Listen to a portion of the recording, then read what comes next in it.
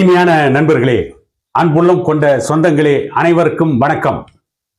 நேற்று சட்டமன்றத்தில் அமைச்சர் துரைமுருகன், தமிழக வாழ்வுரிமை கட்சி தலைவர் வேல்முருகன் இருவரும் கடுமையாக மோதிக்கொண்டார்கள். அதை பற்றித்தான் இந்த காணொலியில் சற்று விரிவாக காண இருக்கிறோம். நேற்று சட்டமன்றத்தில் 0 அவரில் கேள்வி கேட்ட தமிழக வாழ்வுரிமை கட்சியின் தலைவர் வேல்முருகன் அவர்கள், இவர் பண்ருட்டி தொகுதியின் சட்டமன்ற உறுப்பினராக இருந்து கொண்டு நேற்று சட்டமன்றத்தில் அதிமுகவின் பெரும்பாலான சட்டமன்ற உறுப்பினர்கள் வேறு அலுவல் காரணமாக சட்டமன்றத்திற்கு வரவில்லை.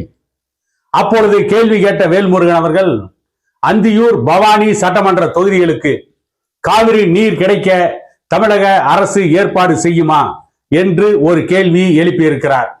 அதற்கு பதில் சொன்ன நீர்ப்பாசனத்துறை அமைச்சர் துரைமுருகன் மிகவும் ஆவேசமாக, கோபமாக, பவானிக்கும் அந்தியூருக்கும் காவிரி நீர் கொடுப்பார்களா, கொடுக்க மாட்டார்களா, அல்லது கொடுப்பதற்கு எவ்வளவு நாள் ஆகும், அல்லது அந்த திட்டத்தில் என்ன பிரச்சனைகள் இருக்கிறது என்பதை பற்றி விளக்கி இருந்தால் பரவாயில்லை. ஒரு அவை முன்னவர், ஒரு மூத்த அமைச்சர், பல ஆண்டு காலம் தமிழக சட்டமன்றத்தில் சட்டமன்ற உறுப்பினராக இருந்தவர், நீண்ட காலம் இருந்தவர். அவர் வேல்முருகனை பார்த்து, அந்தியூர் சட்டமன்ற உறுப்பினர்கள், பவானி சட்டமன்ற உறுப்பினர்கள் கேள்வி கேட்கவில்லை, நீங்கள் எதற்கு தேவையில்லாமல் கேள்வி கேட்கிறீர்கள், உங்கள் தொகுதியை பற்றி பேசாமல் பவானி மற்றும் அந்தியூர் தொகுதிகளை பற்றி நீங்கள் பேச வேண்டிய அவசியம் என்ன என்று கடுமையான ஆவேசமான கேள்வியை வேல்முருகன் அவர்களை நோக்கி துரைமுருகன் எழுப்பியிருக்கிறார். வேல்முருகனும் ஆவேசப்பட்டு துரைமுருகனை நோக்கி பல கேள்விகளை தொடுத்திருக்கிறார். இருவரும் சட்டமன்றத்தில் கடுமையாக மோதியிருக்கிறார்கள். இது எதை காட்டுகிறது என்று சொன்னால், அவை முன்னவர், நீண்ட காலம் சட்டமன்ற உறுப்பினராக இருந்தவர், அமைச்சராக இருக்கின்ற துரைமுருகன் அவர்கள் அந்த கேள்விக்கு பதில் சொல்லி இருக்க வேண்டும். தமிழக சட்டமன்றத்தில் மட்டுமல்ல, இந்திய நாட்டின் பாராளுமன்றத்தில் கூட அவர்கள் தொகுதி பிரச்சனையை மட்டும்தான் பேச வேண்டும் என்று எந்த மரபும் கிடையாது, என்று எந்த சட்டமும் கிடையாது. தமிழக சட்டமன்றத்தில் தமிழகத்தில் ஏற்படுகின்ற எந்த பிரச்சனையாக இருந்தாலும் பேசலாம். கரூரில் 41 பேர் இறந்த பிரச்சனையை அனைத்து சட்டமன்ற உறுப்பினர்களும் பேசுகிறார்கள். ஆதரவாக பேசுகிறார்களா, எதிராக பேசுகிறார்களா என்பது வேறு. அந்தந்த தொகுதியில் நடக்கின்ற பிரச்சனைகளை அந்தந்த தொகுதி சட்டமன்ற உறுப்பினர் தான் பேச வேண்டும் என்று சொன்னால், கரூரில் நடந்த பிரச்சனையை பற்றி கரூர் தொகுதியின் சட்டமன்ற உறுப்பினர் மட்டும்தான் பேச வேண்டும்.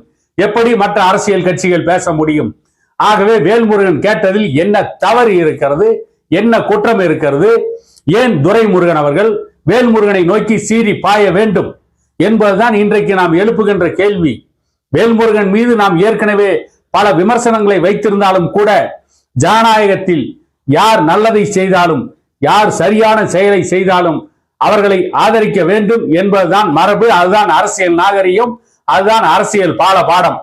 இதே வேல்முருகன் வன்னியர்களுக்கான 10.5% இடஒதுக்கீடு சம்பந்தமாக சட்டமன்றத்தில் கேள்வி எழுப்பிய பொழுது அதற்கு அனுமதி தராத காரணத்தால் சட்டமன்ற சபாநாயகர் இருக்கையின் முன்னால் போய் வேல்முருகன் தர்ணா செய்த பொழுது, அன்றைக்கு தமிழக முதலமைச்சர் மு.க. ஸ்டாலின் அவர்கள் வேல்முருகனை கடுமையாக கண்டித்து பேசினார். வேல்முருகன் மீது ஆவேசமாக பாய்ந்தார். எதற்கு? சட்டமன்ற சபாநாயகர் முன்னால் போய் தர்ணா செய்ததற்காக ஸ்டாலின் அவர்கள் கடுமையான கோபத்தை வெளிப்படுத்தினாரா என்று கேட்டால் இல்லை. வேல்முருகன் வன்னியர் இடஒதுக்கீட்டிற்காக 10.5% இடஒதுக்கீட்டிற்காக தர்ணா செய்தார் என்பதற்காகத்தான் முதலமைச்சர் மு.க. ஸ்டாலின் அவர்கள் அவருடைய கோபத்தை காட்டி இருப்பார் என்றுதான் நான் நினைக்கிறேன். வேல்முருகன் பல விஷயங்களில் தமிழக அரசுக்கு ஆதரவாக, தமிழக அரசுக்கு மிகவும் முரட்டுத்தனமாக முட்டு கொடுத்திருக்கிறார்.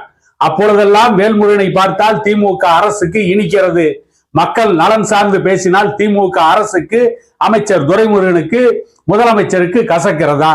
சரி, வேல்முருகனாவது ஏதோ பண்ருட்டி தொகுதியில் வெற்றி பெற்று பவானி தொகுதி மக்களுக்காக பேசுகிறார். ஆனால் இங்கே ஒரு 3 சட்டமன்ற உறுப்பினர்கள் இருக்கிறார்கள். பாட்டாளி மக்கள் கட்சியில் அதனுடைய கௌரவ தலைவர், பாட்டாளி மக்கள் கட்சியின் சட்டமன்ற குழு தலைவர் ஜி.கே. மணி அவர்களை நீக்கிவிட்டு தருமபுரி சட்டமன்ற உறுப்பினர் வெங்கடேஸ்வரன் அவர்களைத்தான் சட்டமன்ற குழு தலைவராக நியமிக்க வேண்டும் என்று கருப்பு சட்டை போடுகிறார்கள், காவி சட்டை போடுகிறார்கள், வெள்ளை சட்டை போடுகிறார்கள். இன்னும் எத்தனை நிறங்கள் இருக்கிறதோ அத்தனை நிறங்களிலும் சட்டை போடுவார்கள். சட்டமன்றத்தில் அவர்கள் செய்ய வேண்டிய பணியை விட்டுவிட்டு அந்த தொகுதிக்காக பேச வேண்டிய எவ்வளவோ செய்திகள், எவ்வளவோ பிரச்சனைகள் இருக்கிறது. அதற்காக பேச வேண்டிய அந்த நடைமுறையை விட்டுவிட்டு இவர்கள் ஒன்றுமில்லாத ஒரு பிரச்சனையை ஊதி ஊதி பெரிதாக்க வேண்டும் என்று சட்டமன்றத்தின் முன்னால் தர்ணா செய்கிறார்கள், சட்டமன்றத்தின் முன்னால் ஆர்ப்பாட்டம் செய்கிறார்கள்.